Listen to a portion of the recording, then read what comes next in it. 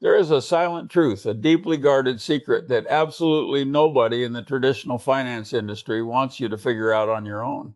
It is the painful reality that the bank does not and never will make money for you. The bank makes money off of you. And the very exact moment you truly internalize that concept, not just nodding politely, but feeling it in your bones, your entire relationship with money will shift forever.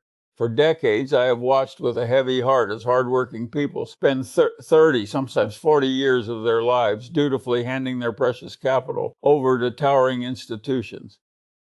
They pay exorbitant interest to complete strangers, virtually begging loan officers and glass towers for the permission to simply use their own financial momentum. And then, after a lifetime of labor, they reach retirement exhausted, only to look at their dwindling accounts and wonder why the math never quite worked out the way they were promised. I am not here today to make you feel bad about this reality, nor am I here to assign blame. Instead, I am here to pull back the curtain and show you the exact hidden mechanisms that genuinely wealthy individuals use. I am talking about the people who purposefully do not talk much about what they actually do behind closed doors to keep their capital constantly moving and multiplying inside their own private ecosystem, rather than inside a bank's ecosystem. Today, we are going completely in-depth on 3 specific, incredibly powerful tools. I am going to explain them to you with the absolute clarity and sincerity that I desperately wish someone had used when explaining them to me years ago. You will hear no sales pitches here, no thick fog of financial jargon designed to confuse you, and absolutely no pretending that these strategies are somehow mystical magic tricks. They are not magic. They are pure, unbreakable logic. And when this logic is applied consistently over the years, it builds a level of extraordinary wealth that most people can only dream of. So please, stay with me and lend me your focus for these next several minutes. Because what I am about to share with you is quite possibly the most deeply practical, life-altering financial education that the vast majority of the population will never receive. I want you to visualize a mental model and hold tightly onto it. Picture a powerful flowing river. Water is constantly flowing in, and water is continuously flowing out. In this scenario, the bank is a massive concrete dam. Every single time that money moves through your life, whether it is your hard-earned paycheck, your monthly mortgage payment, your car loan, your soaring credit card bill, or even your business line of credit, it is forcefully routed through that institutional dam first. And without fail, the bank quietly skims the lucrative difference off the top every single time. But here is the profound realization that wealthy families figured out generations ago. What if you decided to build your own dam? The goal is not to aggressively stop the river's natural flow, but rather to strategically redirect it, to allow the water to move freely, to let it grow, and to let it powerfully compound over time. The fundamental difference is that you are the one who controls the infrastructure, rather than surrendering that power to a cold, faceless institution. This is what the concept of being your own bank actually means in the real world. I need to be clear that it is certainly not about fearfully burying cash under your mattress, and it is definitely not about chasing crypto trends, although that is an entirely different conversation for another day. It is strictly about intentionally building a private, secure financial infrastructure that perfectly mimics exactly what traditional banks do, with one life-changing exception. The sweeping profits stay entirely with you and your family. There are 3 serious, fully legitimate, and strictly IRS-recognized methods to achieve this reality. And when I use the term IRS-recognized, I mean that there are actual written tax code provisions that were specifically designed to encourage this exact behavior. The government deliberately built these incredibly advantageous tools straight into the law, yet tragically, most people will go to their graves never having used them. That is a heartbreaking loss. We are going to meticulously walk through each one of these tools together. I am going to provide you with not just the basic facts of what they are, but the profound emotional reasoning of why they work. Let us step into the very first tool, which is inevitably the one that almost everyone gets completely wrong. I know exactly what happens the moment you hear the words life insurance. I can almost feel half of you flinching through the screen. And honestly, that deeply skeptical reaction is completely understandable.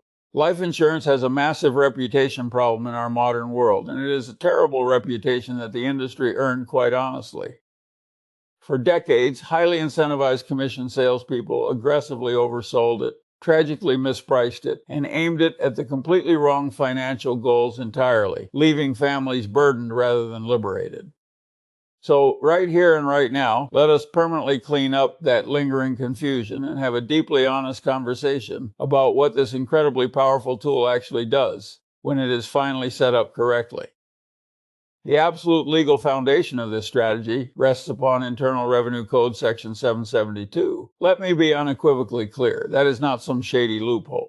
And it is certainly not a questionable gray area that might get you into trouble. That is a rock-solid ironclad provision written explicitly into federal tax law. Congress deliberately put it there. The IRS fully acknowledges and honors it, and your accountant absolutely should know it by name.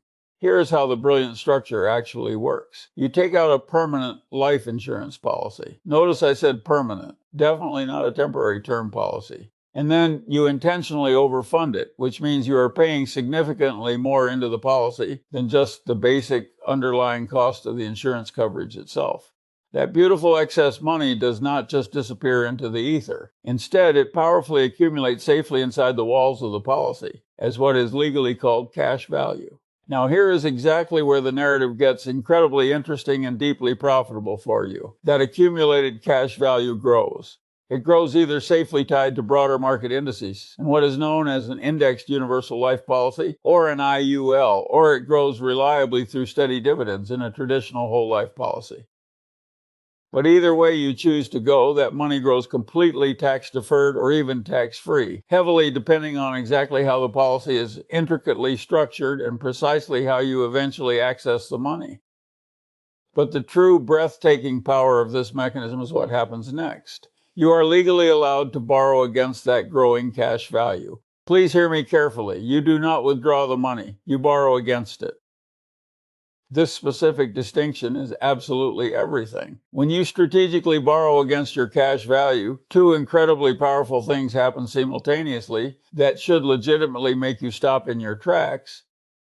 First, the loan proceeds arrive directly to you completely tax-free. You are never actually touching the sacred principle resting safely inside the policy. Instead, you are simply using it as collateral. Second, and I know this is the exact part that always sounds a little too good to be true until you see the math, the cash value securely inside the policy just keeps growing exactly as if you had never borrowed a single cent. Let me say that to you one more time, because it is a truth that desperately deserves repetition. Your original money stays safely inside the policy, continuously growing and compounding.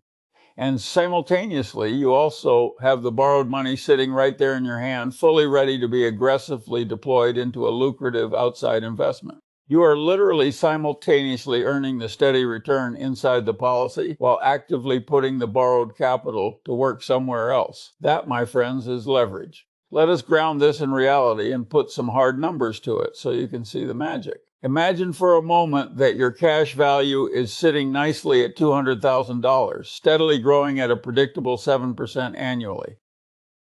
You purposefully decide to borrow $120,000 against it at a standard policy loan rate of around 4%. You then boldly deploy that $120,000 straight into a tangible real estate investment that is confidently generating 12% returns. Take a step back and look at your new reality. You are now earning 7% on the full $200,000, compounding safely inside the policy. Plus, you are earning a robust 12% on the $120,000 working hard outside of it.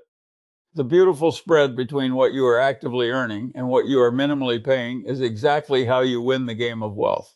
Massive banks do this precise maneuver every single day of the week to get richer. But now, you are the one doing it. And eventually, when your time comes and you pass away, that outstanding loan balance simply gets smoothly paid back from the final death benefit entirely automatically. Your grieving family peacefully receives the remaining balance completely tax-free. You frankly may never have formally repaid a single dime of that loan during your lifetime, and it genuinely did not matter one bit, because the brilliant legal structure seamlessly handled it for you. There was absolutely no demeaning credit check. There was no exhaustive loan application to fill out. There was no agonizing approval waiting period. And there was no judgmental banking officer sitting across a desk deciding whether or not your collateral was sufficient. In this ecosystem, you are the absolute decision maker. However, right here is the critical, deeply important warning, and I truly cannot stress this point to you enough. This incredible tool is massively, heartbreakingly misused by the very people who sell it to the public. The fundamental incentive structure in the world of insurance sales is deeply and terribly misaligned with your best interests. A standard insurance agent earns significantly higher personal commissions when they sell you higher death benefits. But mathematically, a higher death benefit means that much more of your hard-earned premium money goes straight toward covering the raw insurance cost. If you are intentionally using this as a personal banking tool, you desperately want the exact opposite scenario. You demand maximum cash value growth and the absolute minimum death benefit required by law. Before you ever pick up a pen to sign anything, I implore you to look closely at the cash surrender values clearly printed in the policy illustration. If you generously put in $50,000 in year one and the resulting surrender value is only $35,000, that painful $15,000 gap went directly into someone else's pocket as a commission. That is undeniably not a policy meticulously designed for your benefit. That is a policy greedily designed for the agent's benefit. You must insist on working only with someone who holds a strict fiduciary obligation to protect you. Demand to see the internal rate of return specifically on the cash value. Ruthlessly compare multiple illustrations, and please be deeply skeptical of anyone who aggressively leads their pitch with the death benefit instead of passionately focusing on your cash value growth.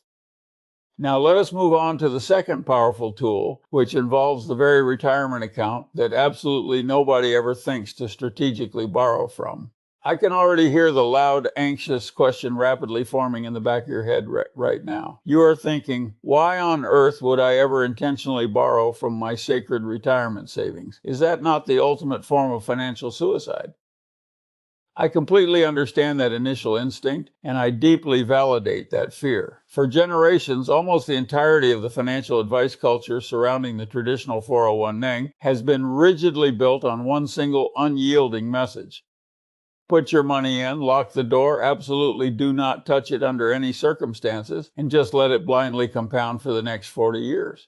And to be fair, for the average person, that is generally good, safe advice. But for our purposes today, it is tragically incomplete advice. It is incomplete because it completely ignores a highly specific, entirely legal, and beautifully tax-neutral mechanism that brilliantly allows you to access your own hard-earned capital without triggering a single one of those devastating penalties. Here is the vital distinction that absolutely changes everything about how you view your nest egg. There is a massive fundamental difference between a permanent 401(k) withdrawal and a strategic 401(k) loan. A withdrawal? Yes, I will be the first to tell you that is almost always an absolute financial disaster. If you withdraw, you are painfully forced to pay ordinary income tax on the full amount, plus you get slapped with a devastating 10% early withdrawal penalty. That catastrophic move could easily mean instantly losing 30 to 40% of your lifetime savings directly to taxes and penalties. But a loan, that is an entirely different universe. The IRS strictly treats it exactly like what it is, a simple loan. You are literally borrowing money from your own account. You are dutifully paying it back with a set interest rate. And at absolutely no point during this process is the transaction ever treated as a taxable distribution. In the eyes of the law, the money fundamentally never left the protected retirement system. It just temporarily moved from your investment account directly into your pocket to serve a purpose, and then safely back again. Because precision matters immensely when dealing with your life savings, here are the specific unbending rules. Most standard 401(k) plans that do allow for loans will typically permit you to borrow up to $50,000, or exactly 50% of your fully vested balance, whichever number happens to be less. You generally have a strict 5-year window to fully repay that loan. The interest rate attached to this money is generally set closely at the applicable federal rate, often referred to as the AFR, which in recent environments typically sits somewhere around 4 to 4.5%. But here is the absolute most critical, mind-bending part of this entire equation. You actually pay every single cent of that interest right back to yourself. That interest money goes directly back into your own personal retirement account. The massive banking institution down the street earns absolutely nothing from your transaction. I want you to really think deeply about what this profound shift means practically for your life. Imagine you have safely accumulated $200,000 in your 401a, and it is happily growing at a historical 10% annually. Suddenly, life happens. You desperately need $50,000, perhaps for a crucial real estate down payment that will secure your family's future, or maybe to finally ruthlessly eliminate $50,000 in suffocating credit card debt that is aggressively charging you a toxic 22% interest. Under this strategy, you confidently borrow $50,000 from your own 401a at a minimal 4.5%. Your retirement account still fundamentally holds that $200,000 of value inside it. You are paying 4.5% interest, but you are paying it to yourself, enriching your own future. Simultaneously, you are permanently eliminating the horrifying 22% interest you were previously bleeding out to a commercial bank. The mathematical difference there is absolutely not subtle. That is an effective life-changing gain of nearly 18 percentage points on your hard-earned capital. And here is the beautiful poetic piece of the puzzle that almost rarely gets mentioned in traditional finance circles. When you faithfully pay back that loan with the required interest, that extra interest money goes right back into the very same account. Therefore, your future self, the older, wiser version of you who will eventually retire and rely on this money to live, is literally being paid directly by your present self. You have magically forced the exact same dollar to diligently do two different, highly profitable jobs at the exact same time. This brilliant strategy is particularly incredibly powerful for the countless solo entrepreneurs and brave small business owners out there who have proactively established a solo 401a.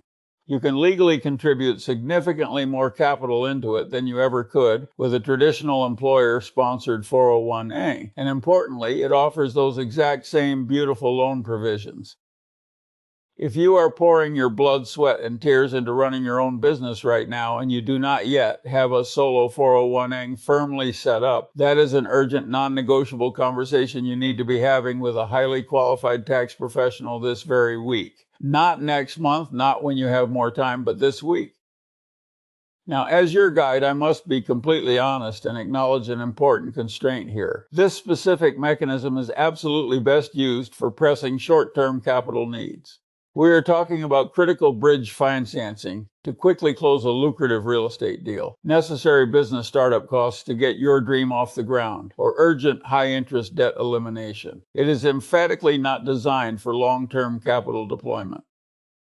That strict 5-year repayment window truly matters, and you must respect it. Furthermore, if you happen to suddenly leave your current employer before the loan is entirely repaid, the outstanding balance typically becomes due quite quickly, putting you in a difficult bind.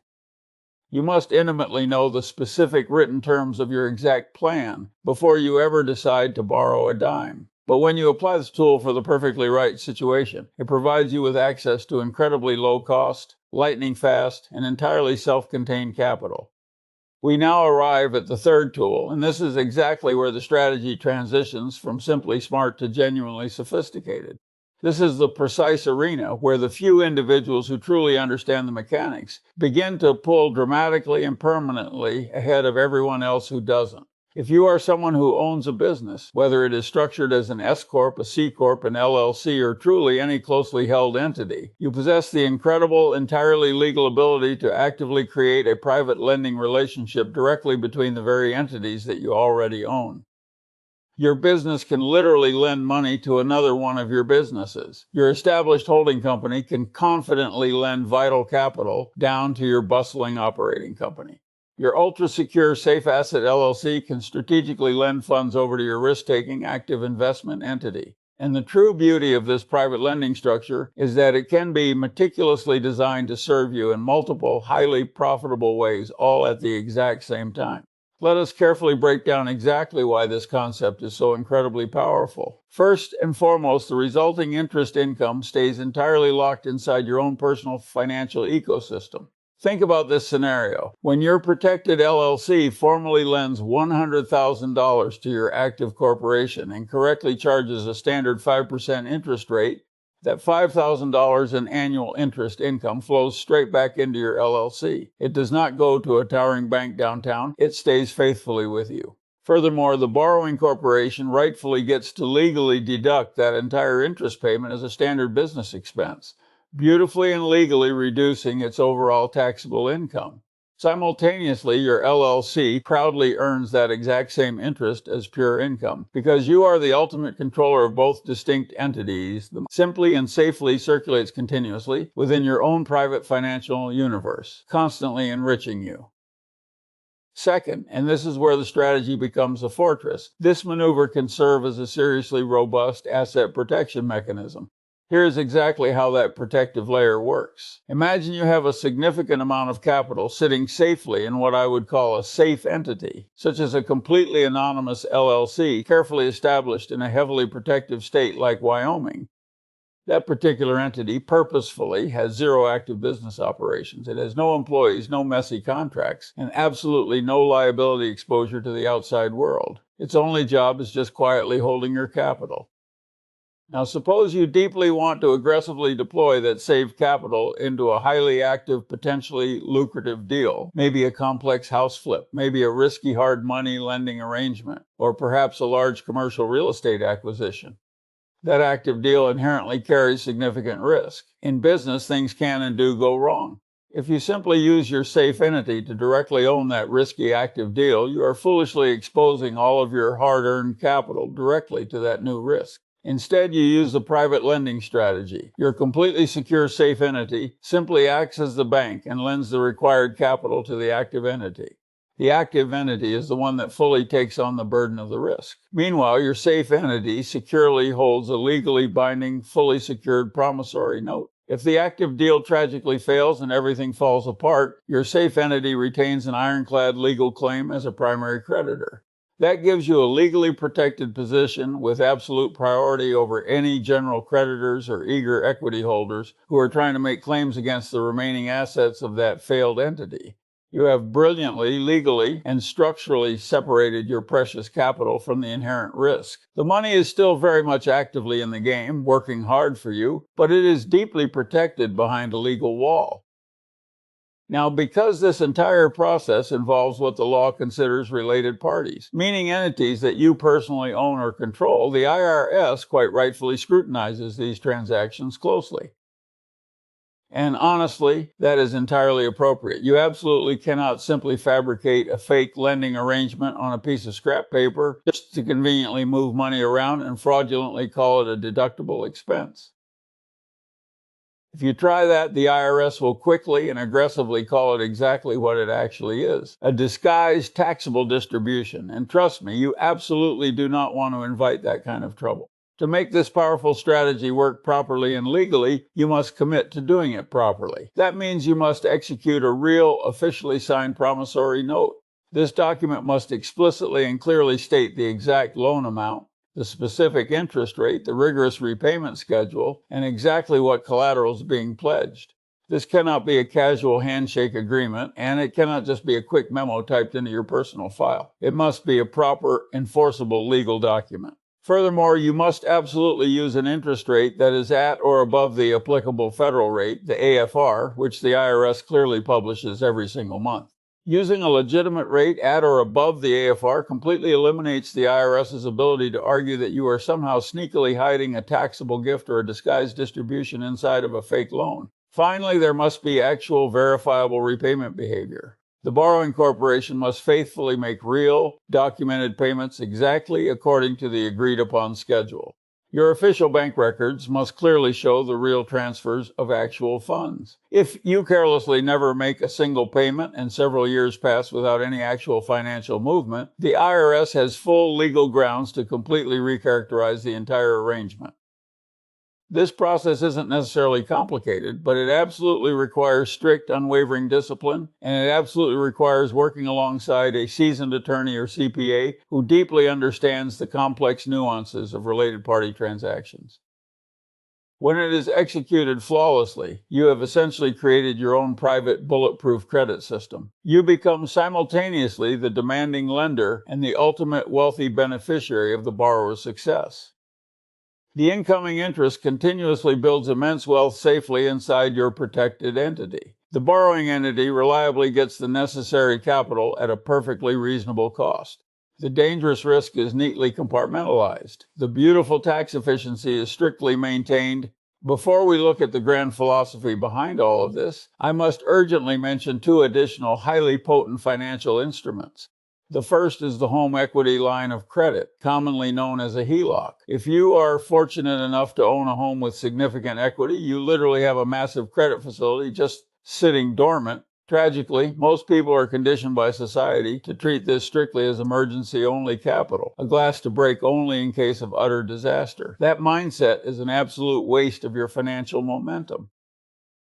A HELOC gives you immediate access to incredibly low-cost capital, typically hovering around 7 to 8% in current market conditions, secured by the equity residing in your home.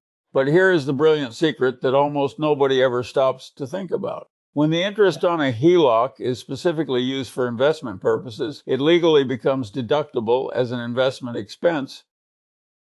If you strategically deploy your HELOC capital straight into a cash-flowing real estate investment, that interest expense gets cleanly deducted against the income. In essence, the government is actively stepping in and subsidizing your cost of capital. The second forgotten instrument is the securities-backed line of credit, or SBLOC. This particular tool is almost entirely invisible to the general public, but if you have spent years diligently building a meaningful hard-earned portfolio of publicly traded securities, you almost certainly possess the quiet ability to borrow directly against that exact portfolio.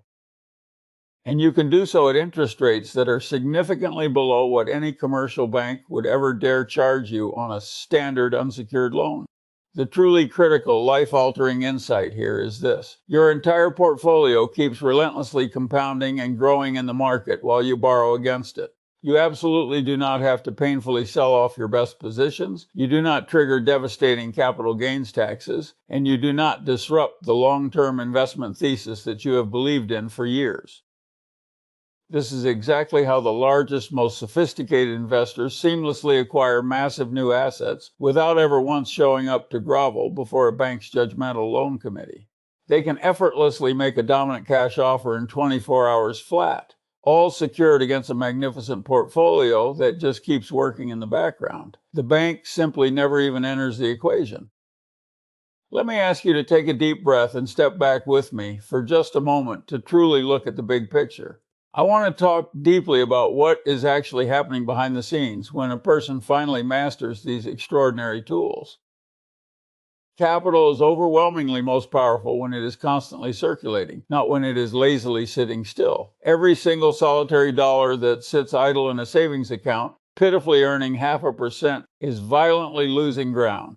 Every hard-earned dollar that you passively surrender to a massive banking institution as unnecessary interest income is a precious dollar that is permanently robbed of its ability to compound inside of your own private system.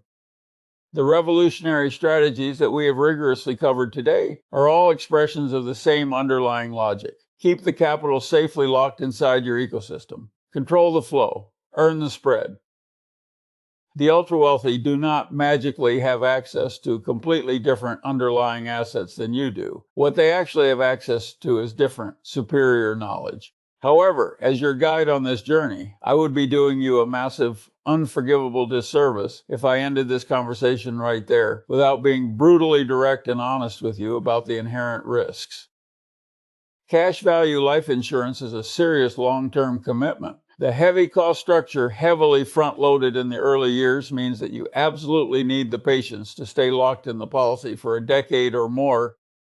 Furthermore, borrowing against your own money and failing to repay those loans carries severe, devastating tax consequences if the strategy goes wrong. Likewise, related party lending within your businesses must be executed strictly by the book. Sloppy, careless documentation will act like a magnet, drawing intense IRS scrutiny that could easily result in the entire arrangement being aggressively recharacterized. Remember that HELOCs explicitly use your family's sacred home as hard collateral. If the outside investment you confidently funded with that HELOC capital suddenly fails, the heavy, unforgiving liability attached to your home remains fully intact. But please, listen to me closely. Every single one of these risks is entirely manageable. They are absolutely not valid reasons to cower in fear and avoid these magnificent strategies. You must vow to never, ever borrow more capital than you can comfortably and safely service. You must swear to never blindly deploy your capital into risks that you have not meticulously and obsessively analyzed. The ultimate quality of your financial decisions over the long arc of time is determined almost entirely by the absolute quality of your deepest understanding. Tragically, most people lazily outsource their financial understanding to massive, greedy institutions that literally profit directly from their ignorance. The gap between those incredibly wealthy people and everyone else who is struggling is absolutely not a lack of starting capital, and it is definitely not a lack of inherent talent. The true gap is simply knowledge. It is knowledge that has been fiercely applied with extreme patience and relentless discipline over a long period of time. You now possess that very same knowledge. The rest of the story is now completely up to you. I want you to think carefully. I want you to move deliberately.